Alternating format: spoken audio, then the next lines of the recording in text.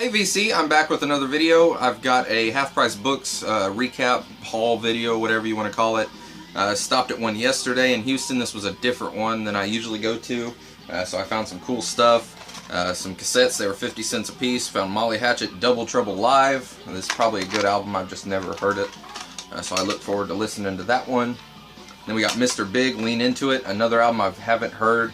Haven't heard anything by Mr. Big. I know that Paul Gilbert from Racer X is in this band, so that's why I bought it. I'm a big Racer X fan. And I've actually never said that on YouTube before. Yes, I am a Racer X fan.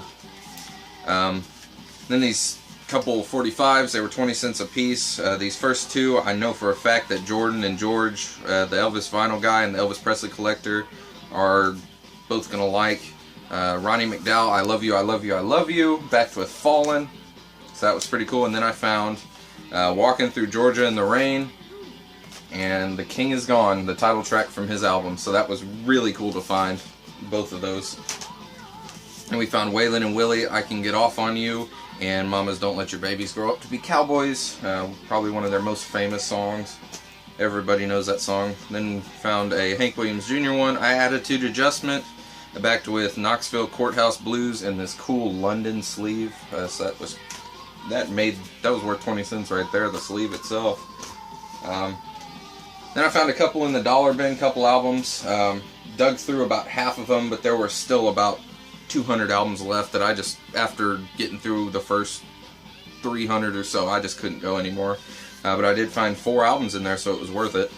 This first one's a test pressing, which is pretty cool because I just bought one of these. This is Keith Sweat, Come and Get With Me. It's the whole album. There's 4 tracks, 2 on each side, and they're all different. Figured this might be worth something, but looked it up on eBay and there's one listed for $5, so it's not worth a whole lot, but for $1 to have a test pressing, it's pretty cool. I'm not a big rap person, but I listen to it and it's not bad.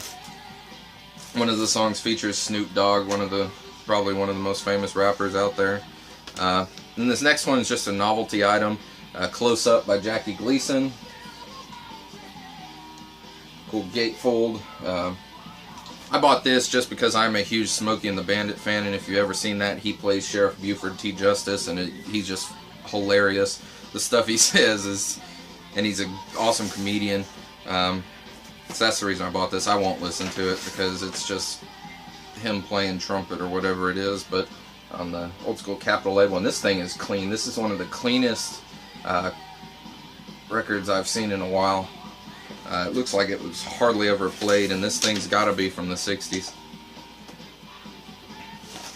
Then these next 2 albums, I've actually been looking for a while on eBay, but just haven't gotten around to buy them. And I'm glad I didn't, because I found them in the dollar bin. It's Toronto, Get It On Credit. This is a Canadian band. I'd call them the Canadian version of Heart, because it's got a female guitarist and lead singer, just like Heart, and they were the band that actually wrote the song What About Love that Heart recorded and was one of their biggest hits. And the way I found out about this, this is on the Network label, the way I found out about them is I was looking up What About Love on YouTube one day and saw this What About Love by Toronto and thought, oh cool, somebody did a cover of the Heart song, but then I listened to it and looked at it, and they recorded the song like 2 years earlier, so they were the original band to do it. So that's cool. Unfortunately, the song's not on either of these albums, but still cool to find. This album's Head On, and this is actually a Canadian pressing on a cool custom label. The US pressing is on the A&M label, but the Canadian one has a cool custom label. It looks pretty cool. And that's it for the dollar bin finds, and then the albums that I actually paid full price for. This first one I found, I've bought a couple of these Back on Black reissues, and they just sound fantastic, and they're on colored vinyl, double LPs, so they were all regularly, when they first got them, they're marked at $20, $19.99, but they were marked down to $7.49. I've just been picking up a couple here and there, and I found the Rods. I've never actually heard this band, but figured for $7.50, a double album on some sort of colored vinyl. I'm not sure what color it is because it's still sealed. I'm going to do a sealed or revealed video on this. Couldn't really go wrong, and I actually looked them up on YouTube while I was in the store just to sample their music, and I listened to one of their songs, and they sound like a hard rock band. So I think I'll like it. And this one was $4, $3.99. Pat Benatar, 7 the Hard Way. Just an album I didn't have in my Pat Benatar collection. Still got the original inner sleeve. Picture of her on one side and the lyrics on the other. This is on the Chrysalis label. And this is another album that looks like it was hardly ever played. This thing is mint. We got 2 more. This next one was $6, but it was well worth it. I've actually been looking for this album for a while. It amazes me that I found all this stuff at one Half Price Books that I've been looking for, but it is Grace Slick's album, Dreams. I'm a big Jefferson Starship and Airplane fan, and I love Grace Slick. She's got a great voice. And I'd actually been looking for this album on eBay, but I haven't found a copy for cheap enough, and I'm glad I waited, because this one is actually a promo copy.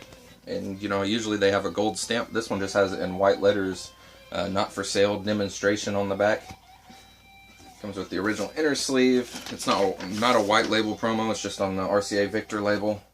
But what's cool about this is it actually has the whole press kit with it, with the original folder that came with it. I'll show that right here. So this made it worth the $5 right there, or the $6, whatever it was. It was $5.99, I believe. And it's got the information sheet, just the article about the album, and it's got a picture of her, an 8x10. I'm probably going to frame this because it's a nice picture. And it has this printed out news article. It says Grace Slick doing it alone, just announcing the solo album. So that's pretty cool. Just something that, when I saw this, it made the whole album worth it. And the same thing with the next one, you'll see in a second. So I was digging through, and I was about done going through the actual Price records, and went to the Z section and found this, ZZ Top, El Loco, and looked at it and noticed on the front it is actually autographed by Dusty Hill, the bass player, and it's personalized to Bill and I think that says Doris, I'm not sure, but he also wrote ZZ Top right there, so that's pretty cool. And then the cool thing about this album is it had 2 promo photos, 8x10 promo photos in here from 1981. And I looked on eBay, and these are selling for like $10 a piece, so that made the $7.99 I paid for it worth it. And this cover is autographed by Dusty Hill, so that was pretty cool.